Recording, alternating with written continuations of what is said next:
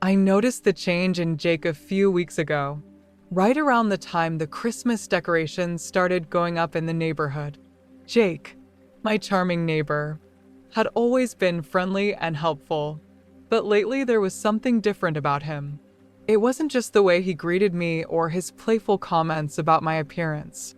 It was the way he lingered. The way his eyes seemed to hold on to mine just a little longer than before.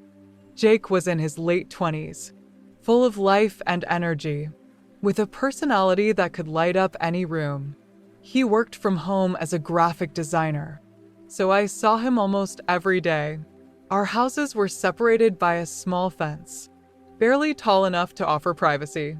More often than not, I'd catch glimpses of him through the windows, whether he was on his porch, sketching, or sipping coffee. There was something magnetic about him. His easygoing charm and infectious laugh made people gravitate toward him. And I wasn't immune. Since I moved into this house after my husband passed away, Jake had been a constant presence. He was the kind of neighbor who always seemed to know when you needed help. Whether it was fixing a leaking faucet, lifting heavy grocery bags, or just sharing a kind word on a bad day, Jake was there. At first, I thought he was simply being kind, a friendly face in the wake of my grief, but now I wasn't so sure. It started with his compliments. "Mrs. Lynette," he'd say, with that boyish grin that made my heart do a little flip. "You must have found the fountain of youth. You look better than most women in their 30s. Then he'd wink, leaving me both flattered and slightly flustered.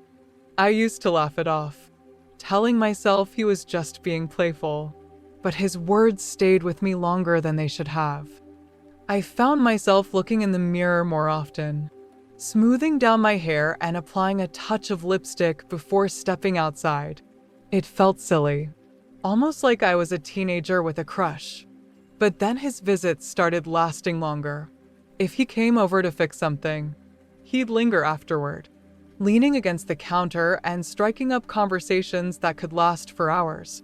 We talked about everything: my life with my late husband, his dreams of starting his own design studio, and the little quirks of our neighborhood. He listened to me with an intensity that made me feel seen, truly seen for the first time in years. One evening, I decided to test my theory. I stood at my kitchen window, watching as Jake tinkered with something on his porch. The glow of the porch light cast a warm halo around him, highlighting his strong jawline and the messy curls of his hair. "Jake," I called out, my voice carrying across the short distance. He looked up immediately, a smile already forming on his lips. "Need me to save the day again, Mrs. Lynette?" I laughed, shaking my head. "Can you help me with some things?" Within minutes, he was at my door, stepping inside with the ease of someone who belonged there. He was wearing a simple hoodie and jeans, but he somehow made it look effortlessly good. "What's the emergency this time?" he teased, his eyes sparkling with mischief. I pointed to the top shelf of my kitchen cabinet, where a jar of sugar sat just out of reach. "I can't seem to get to it," I said, trying to sound casual. He chuckled, shaking his head as he moved toward the cabinet. "You know, you could just buy a step stool," he said, grabbing the jar with ease. "Where's the fun in that?" I replied, crossing my arms as I leaned against the counter. As he handed me the jar, his eyes lingered on mine. For a moment, the teasing smile faded. "You're just finding excuses to call me over, aren't you?" he asked, his tone softer now, almost serious. His words caught me off guard, and I felt a rush of warmth spread across my cheeks. "And what if I am?" I said, my voice barely above a whisper. His gaze held mine, and the playful banter between us dissolved into something else entirely. The air between us fell heavy, charged with an unspoken tension that neither of us dared to break. For a moment, I thought he might step closer, that he might say something to bridge the gap between us. But then the clock on the wall chimed. breaking the spell. Jake blinked, a small smile tugging at the corner of his lips. Well, if you ever need an excuse, you know where to find me, he said, his voice laced with something I couldn't quite name. And just like that, the moment passed. After he left, I stood in the kitchen, staring at the jar of sugar in my hands. My heart was racing, my thoughts swirling with questions I wasn't ready to answer. What was I doing? Jake was young, vibrant, and full of possibilities. I was a widow, still carrying the weight of a love I'd lost. But despite my doubts, I couldn't deny the way he made me feel alive, wanted, seen. As I turned off the lights and headed to bed that night, I realized that something had shifted between us, whether it was the start of something new or just a fleeting moment. I didn't know. All I knew was that Jake had become more than just a kind neighbor, and I wasn't sure if I was ready to face what that meant. As the days went by, I found myself calling Jake over more often. At first, the reason seemed practical, changing a light bulb, fixing a squeaky door, or helping with something heavy. But deep down, I knew it wasn't really about the task. It was about Jake, the way his presence seemed to fill the house, the way his laughter softened the edges of my grief, and the way he looked at me like I was more than just a lonely widow next door. One particular afternoon, he was kneeling by the kitchen cabinet, repairing a loose hinge. The sunlight streaming through the window highlighted the faint shadow of stubble on his jaw, and his rolled-up sleeves revealed strong forearms that flexed with every movement. I found myself staring, lost in thought. Just then, he looked up, catching me red-handed. His brows lifted in amusement, and the corner of his mouth curved into a sly smile. He said, breaking the silence, "You're not as subtle as you think." My heart raced. "I don't know what you're talking about," I replied, feigning innocence and quickly turning to busy myself with a dish towel. He chuckled, standing up and brushing his hands off. "Sure you don't," he said, his eyes twinkling with mischief. "But for the record, I don't mind." That evening, as I sat alone in my dimly lit living room, a glass of wine in hand, I replayed the moment over and over in my mind. Was he teasing? Or was there something more in his tone, something I hadn't dared to name yet? The idea thrilled and terrified me in equal measure. I had spent so much time building a wall around my heart, shielding it from the possibility of loss again. But Jake made me wonder if it was time to start letting those walls come down. The next morning, my thoughts were interrupted by the sound of a knock at the door. When I opened it, there stood Jake, holding a small potted poinsettia, its red leaves vibrant against the backdrop of the gray December sky. "For your Christmas decorations," he said, his voice warm and cheerful. I smiled, touched by the gesture. "Thank you, Jake. That's very thoughtful of you. Anything for you, Mrs. Lynette," he said with a wink that made my cheeks flush. In the days that followed, Jake seemed to find even more excuses to stop by. Sometimes he'd bring little gifts, a box of chocolates, a book he thought I'd enjoy, or even a loaf of freshly baked bread from the local bakery.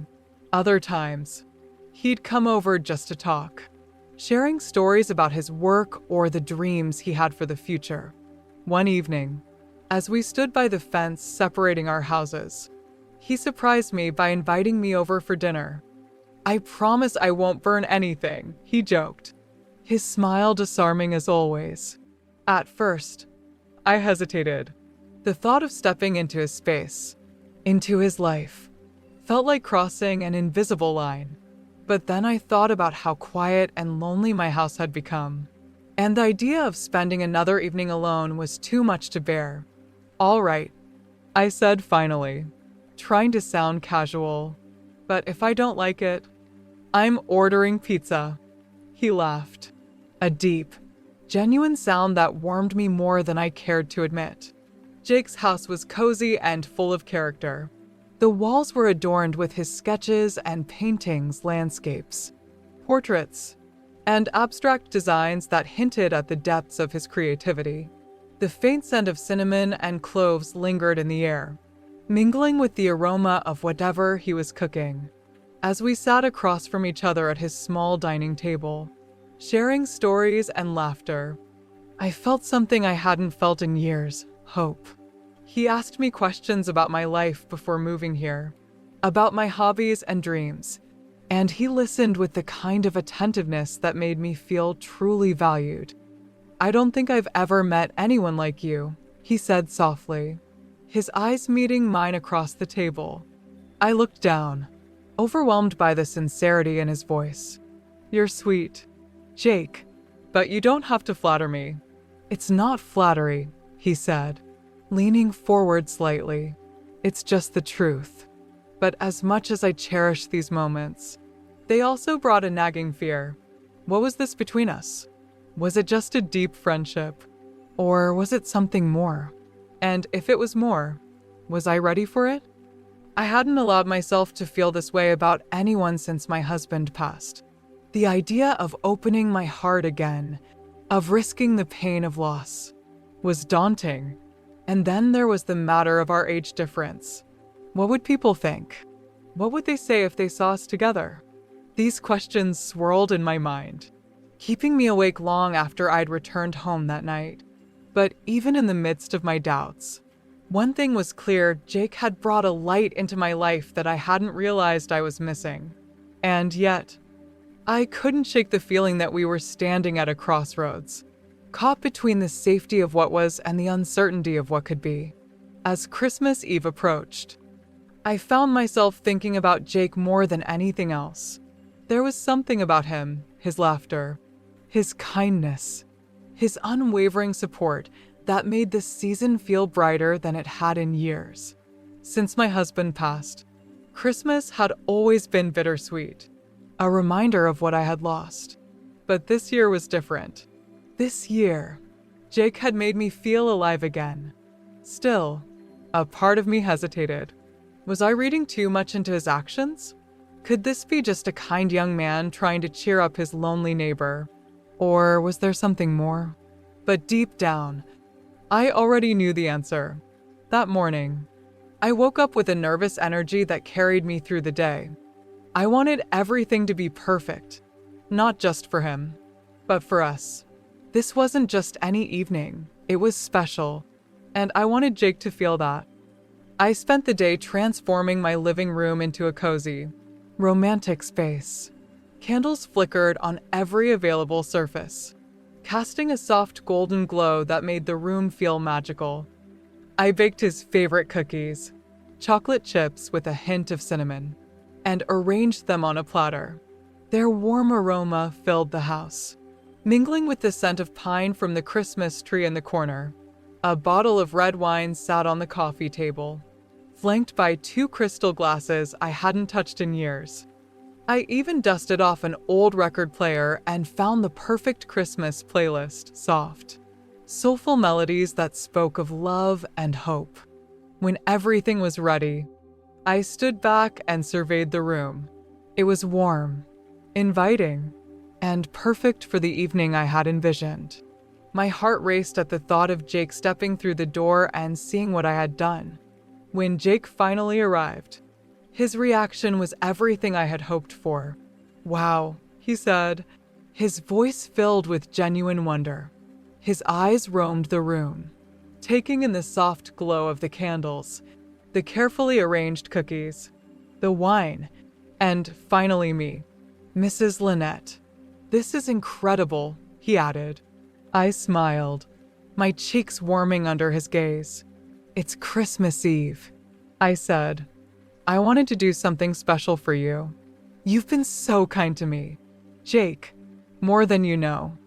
I just wanted to show you how much I appreciate everything you've done." He took a step closer, his expression softening. "You didn't have to do all this, but thank you. It's perfect." We spent the evening sitting on the couch, sipping wine, and talking, Conversation with Jake always felt easy, but tonight it was different. There was a closeness between us, an unspoken understanding that made every word feel heavier, more meaningful. At one point, the music shifted to a slow, dreamy ballad, and Jake stood up suddenly, holding out his hand. "Dance with me," he said, his voice low and inviting. I hesitated, a nervous laugh escaping my lips. "I haven't danced in years." "Neither have I," he replied with a grin, "but I'm willing to risk it if you are." His hand was warm and steady as I placed mine in his. He pulled me to my feet and into his arms, and together we swayed to the music. His hands rested lightly on my waist, and I let mine settle on his shoulders, feeling the strength beneath his shirt. We moved slowly, the world around us fading until it was just the two of us. I couldn't remember the last time I had felt so safe, so cherished. As the song played on, the mood shifted. The laughter and lightheartedness gave way to a quiet stillness, a sense of something unspoken but deeply felt. Jake's hands tightened ever so slightly on my waist, and I looked up to find his eyes searching mine. Neither of us said a word. The air between us was electric, charged with the weight of everything we had left unsaid. Then he leaned in. The space between us, once so uncertain, disappeared in a moment that felt as fragile as glass, yet as powerful as a rushing river. His movements were slow, almost hesitant, like he was asking a silent question, one I had already answered in my heart long before this night. When his lips met mine, it wasn't sudden or hurried. It was soft, like the first drops of rain after a long dry season. His lips were warm, their touch gentle and thoughtful, as though he feared breaking something precious.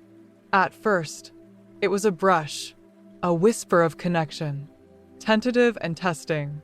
He lingered there for a heartbeat, as if giving me a chance to step back. But I didn't. I stayed. The quiet in the room seemed to wrap itself around us, amplifying the rhythm of my heart, which was pounding so loudly I was sure he could hear it. My pulse raced, not from fear or worry, but from the unexpected thrill of something beautiful beginning to bloom. As the kiss deepened, it wasn't hurried or demanding. It was purposeful, every movement unhurried, every touch filled with care. It felt like he was taking the time to memorize the moment, to make it last longer than just now. His lips moved in a way that seemed to speak without words, as though telling me something he had kept inside for too long. A warmth spread through me, starting from the point where our lips met and flowing outward like sunlight breaking through clouds after a long storm. It wasn't just a physical sensation, it was emotional. A kind of gentle healing I hadn't realized I needed. His hand lifted slowly, his fingers grazing my cheek. The touch was light, like a feather against my skin, but it sent a shiver through me nonetheless. He cradled my face in his palm, his thumb softly tracing a line along my cheekbone, as if reassuring me that this was real, that we were here. There was no noise except the faint crackle of a candle burning nearby, its flickering light casting shadows that danced along the walls. Even the world outside seemed to hold its breath, as though respecting the sacredness of this moment. I found myself leaning into him, not just physically but emotionally, letting go of the walls I had carefully built around my heart. This wasn't about forgetting the past or pretending that pain hadn't existed. This was about stepping into something new, something that felt pure and hopeful. As his lips moved against mine, the kiss became an unspoken language, a way of communicating things words could never fully capture. It was filled with patience, with kindness, with a quiet promise that felt as steady as the ground beneath our feet. My hands, almost of their own accord, reached up to rest gently against his chest. I could feel the steady rhythm of his heartbeat beneath my fingers, strong and grounding. It matched the tempo of my own. A quiet synchronization that made me feel like we were somehow connected on a deeper level than I had thought possible. When the kiss finally broke, it wasn't abrupt. It ended like the closing of a favorite book, gently, with the promise of more to come. He didn't pull away completely, but stayed close, his forehead resting lightly against mine. Our breaths mingled, shallow and warm, as we stood there, neither of us willing to move too quickly and break the spell. His eyes, when they met mine, were soft, filled with something unspoken but undeniably real. The room felt warmer, as though the candles had burned a little brighter just for us. His hand lingered on my cheek, a quiet reassurance that this wasn't a fleeting moment, but the beginning of something neither of us had dared to hope for. For the first time in what felt like forever, my heart wasn't weighed down by loss or fear. It was light, buoyant, as though it had found a reason to beat a little faster, a little stronger. And as I looked into his eyes, I knew he felt it too. Amazing, he finished softly, his voice carrying the same awe that was written across his face. I nodded, a smile tugging at the corners of my lips, unable to fully contain the warmth that was spreading through me. Yes, I murmured, my voice steady now.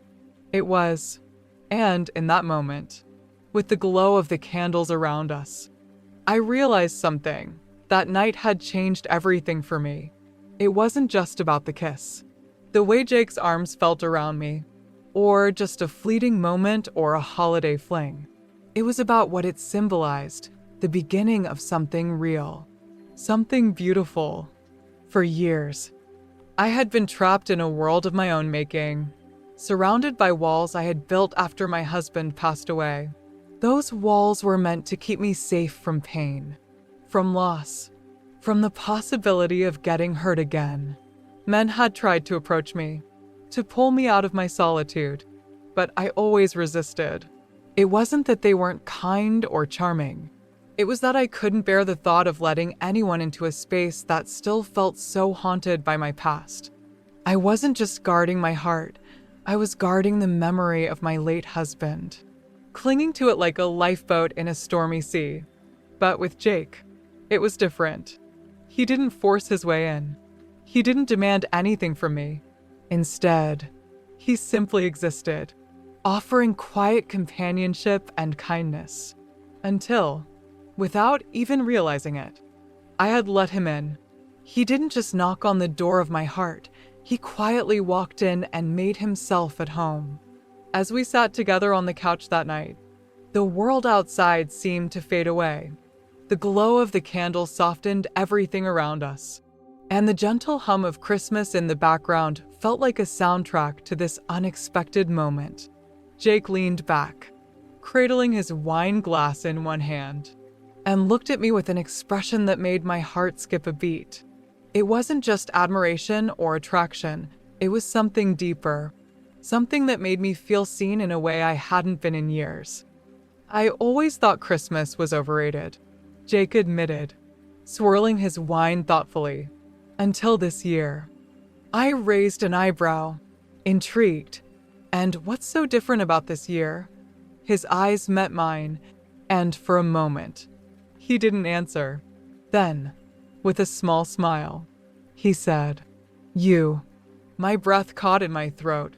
It was such a simple word, but the way he said it, with such sincerity, left me speechless. As the hours passed, the reality of our situation began to creep into my mind. I couldn't help but think about how society might view our relationship. I was older, a widow with a lifetime of experiences behind me, while Jake was young, vibrant, and full of energy. People would talk. They'd whisper behind our backs, call it absurd, inappropriate, maybe even shameful. The idea of becoming the subject of gossip wasn't new to me. I had faced it before when I chose to live alone after my husband's death. But this was different. This wasn't just about me anymore.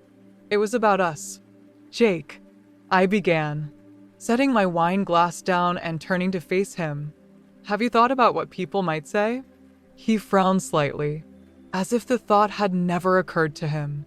What people? Neighbors? Friends? Family? I said, gesturing vaguely. People love to talk. And we're not exactly what you'd call a conventional pair.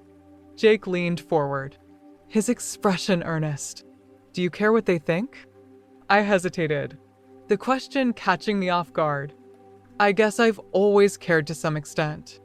Well, I don't, he said firmly. Let them talk. Let them say whatever they want. At the end of the day, the only thing that matters is how we feel about each other. His words hung in the air, bold and unwavering. And as I looked at him and saw the determination in his eyes, I realized he was right. Life was too short to be lived for anyone else's approval. For the first time in years, I felt truly happy, and I wasn't about to let anyone take that away from me. The night began to wind down, but neither of us seemed eager to let it end. The fire in the hearth had dwindled to glowing embers, and the bottle of wine sat nearly empty on the table. Jake reached out and took my hand, his touch warm and reassuring. Lynette, he said softly, I don't know what the future holds, but I do know that I want to spend it with you. My heart swelled at his words, and before I could stop myself, I leaned in and kissed him. This time, it was me who took the leap, who closed the distance between us. And when he kissed me back, I felt a sense of peace I hadn't felt in years. Merry Christmas, Lynette, he whispered against my lips. When we finally pulled apart, I replied, Merry Christmas, Jake, my voice barely audible over the sound of my pounding heart. That night was the beginning of something beautiful, something unexpected, and though I didn't know where it would lead, I knew one thing for certain. I was ready to take the journey.